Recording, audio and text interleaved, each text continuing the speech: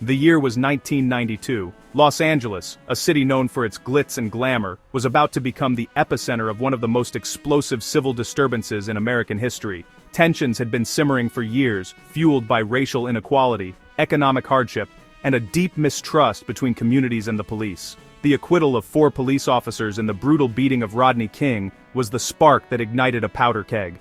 Protests erupted across the city, but what began as outrage quickly spiraled out of control. Violence, looting, and arson swept through neighborhoods as anger boiled over into the streets. The city was engulfed in chaos. Smoke from hundreds of fires darkened the sky, casting an eerie shadow over Los Angeles. Emergency services struggled to respond as the scale of destruction grew by the hour. The LAPD, stretched thin and unprepared for the magnitude of unrest, was quickly overwhelmed. Local and state authorities scrambled to regain control. The National Guard was mobilized, but even with their presence, the violence continued to rage. The city seemed on the brink of total collapse, with law enforcement unable to restore order. In desperation, Governor Pete Wilson addressed the public and called for federal assistance. Behind closed doors, officials held urgent crisis meetings, searching for any solution to stem the chaos. President George H.W. Bush responded by invoking the Insurrection Act, a rarely used law that allows the federal government to deploy active-duty military forces on American soil. Army and Marine units rolled into Los Angeles, their presence signaling a dramatic escalation. Soldiers set up checkpoints, patrolled neighborhoods, and worked alongside local police. Their uniforms and armored vehicles were a stark reminder of just how dire the situation had become. The military's intervention gradually helped restore calm, but it also raised profound questions about the role of the armed forces in domestic affairs. For many, the sight of soldiers on American streets was both reassuring and deeply unsettling. The Los Angeles riots became a modern example of the Insurrection Act's purpose, a last resort when civil order collapses and all other options have failed. The scars left on the city were a sobering reminder of the cost of such turmoil. Deploying the military on American soil is a dramatic step, breaking with the long-standing tradition of keeping military and police roles separate. It's a decision that carries enormous weight and lasting consequences. The events of 1992 showed both the necessity and the discomfort of invoking the act. For some, it was the only way to restore peace. For others, it was a troubling sign of how fragile civil society can be. The Insurrection Act is a tool reserved for the most extreme emergencies, when the very foundations of civil society are at risk of crumbling. Its use is a signal that the normal mechanisms of law and order have failed. The sight of soldiers policing Americans remains a powerful, unsettling image, a reminder of the delicate balance between security and liberty in times of crisis. The Insurrection Act, first passed in 1807, allows the president to deploy the military within U.S. borders to address civil unrest or rebellion. Normally, the Posse Comitatus Act forbids this, but the Insurrection Act is the key exception. Its purpose, to serve as a last resort, when state and local authorities can't or won't restore order. The law's language is broad, giving the president significant discretion to decide when to act. The Supreme Court has affirmed that the president alone determines if an emergency justifies military deployment. This immense power is why the act is rarely used. The idea of soldiers policing Americans is deeply unsettling, reserved for only the gravest crises. The act's existence highlights the tension between maintaining order and protecting liberty. The Insurrection Act isn't a blank check. It outlines 3 main scenarios for deploying troops. First, a state can request help if it can't control violence, like California did in 1992. Second, the president can act if federal laws can't be enforced due to obstruction or resistance. Third, the president can intervene to protect constitutional rights when states refuse or fail to do so, used during the civil rights movement. Before deploying troops, the president must issue a proclamation ordering those involved to disperse. Only if this warning is ignored can the military be sent in. These steps are designed to ensure military force is a last resort. Each scenario reflects a balance between federal authority and state sovereignty. The Insurrection Act has played a crucial role in shaping some of the most pivotal moments in U.S. history, especially during the turbulent years of the Civil Rights era. This powerful law, rarely invoked, has been a tool for presidents to intervene when the nation's core values and constitutional rights were at stake. In 1957, President Eisenhower made a historic decision to use the act to enforce school desegregation in Little Rock, Arkansas. He sent federal troops from the 101st Airborne Division to protect the Little Rock Nine, 9 brave African-American students who faced violent mobs and defiant state officials simply for trying to attend school. The sight of soldiers escorting children into Central High School became a defining image of federal authority standing up for civil rights. Years later in 1965, President Lyndon Johnson invoked the act again, this time to protect peaceful civil rights marchers in Selma, Alabama. After the shocking violence of Bloody Sunday, federal intervention was necessary to ensure that marchers could safely cross the Edmund Pettus Bridge and demand voting rights for all Americans. The Insurrection Act empowered presidents to override state resistance and guarantee constitutional rights when local authorities refused to act. It gave the federal government the ability to step in and protect citizens when their freedoms were threatened. But the act's roots stretch even further back in history. During the Civil War, Abraham Lincoln used similar powers to preserve the Union. Later, President Ulysses S. Grant relied on the act to combat the violent rise of the Ku Klux Klan during Reconstruction, sending federal troops to the South to protect newly freed African Americans and enforce civil rights laws. In each of these cases, the act served as a shield for the vulnerable, enforcing federal law and protecting citizens when states failed to uphold justice. It was a last resort, used only when all other options had been exhausted. Each use of the act was a response to a breakdown in local authority and a direct threat to basic rights.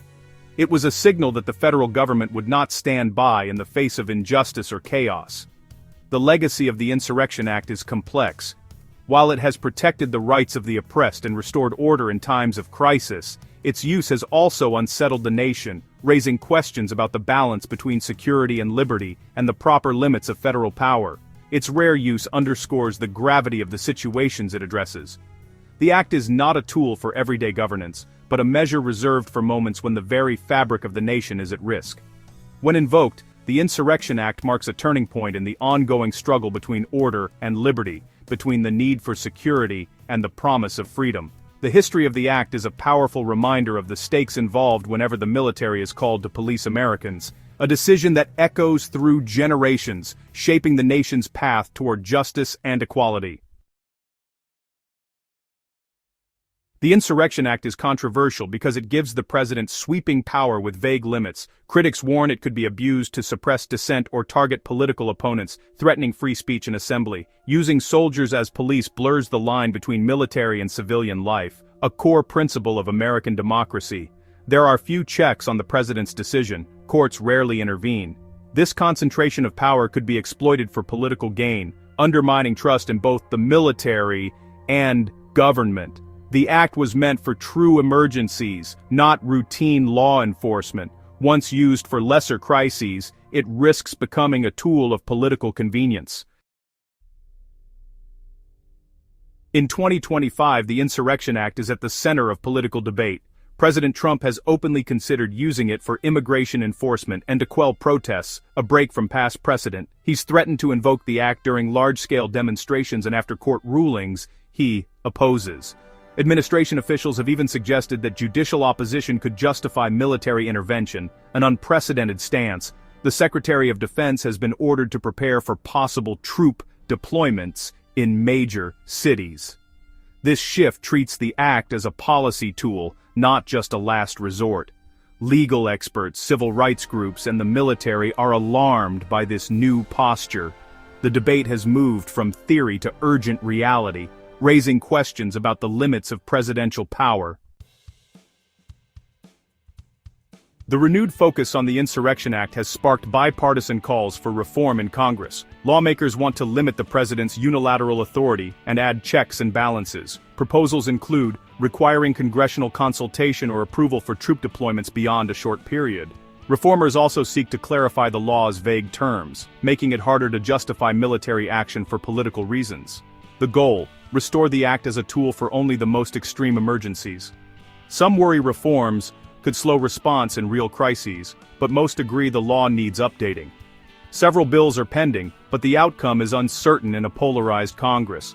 The stakes are high for the future of presidential power and civil liberties. The Insurrection Act debate is part of a broader expansion of executive emergency powers in 2025. The Trump administration has pushed legal boundaries, citing national security to justify aggressive actions. These include nationwide deportation sweeps and invoking old laws like the Alien Enemies Act for detentions. The courts have blocked some actions, but legal battles continue. Administration rhetoric frames judicial opposition as illegitimate, raising the stakes. Official data shows border apprehensions are down, contradicting claims of crisis. Critics argue the administration is manufacturing emergencies to justify extreme measures. The use of the Insurrection Act now sits at the center of this struggle over executive power. The Insurrection Act is both a safeguard and a potential threat to democracy. It stands as a powerful tool, designed to restore order in moments of chaos, but its very power makes it a double-edged sword. Throughout American history, the act has been invoked during times of crisis, when leaders believed that only extraordinary measures could protect the nation's stability. In the right hands, it has protected rights and upheld justice. It has been used to defend citizens when local authorities failed, and to ensure that the rule of law prevails even in turbulent times. The act can serve as a shield for democracy, allowing peaceful protest and safeguarding civil liberties when properly restrained. But in the wrong hands, it could be abused to silence dissent, suppress opposition, or intimidate those who speak out. The risk of misuse is ever present, especially when political tensions run high and leaders are tempted to use force to maintain control. The temptation to use military force in a polarized nation is real and dangerous. When divisions deepen, the line between protecting order and undermining democracy can blur, and the consequences of crossing that line can be profound and lasting. Each use of the act lowers the bar for the next, risking the normalization of military intervention in civilian life. Over time, what was once considered an extraordinary measure could become routine, eroding the boundaries that separate civilian and military authority. The future of the act depends on the restraint of leaders and the strength of democratic institutions. It is up to lawmakers, judges, and citizens alike to demand accountability and transparency whenever the act is considered. Reform efforts aim to build stronger guardrails against abuse. Proposals for clearer guidelines, stricter oversight, and more robust checks and balances are all part of the ongoing debate about how to protect democracy while maintaining order. The choices made now will define the balance between order and liberty for generations. The responsibility to get it right falls on everyone, from those in power to ordinary citizens who cherish their freedoms. The question remains, will America protect its democratic norms or sacrifice them for the promise of order? The answer will shape the nation's future and the legacy we leave behind.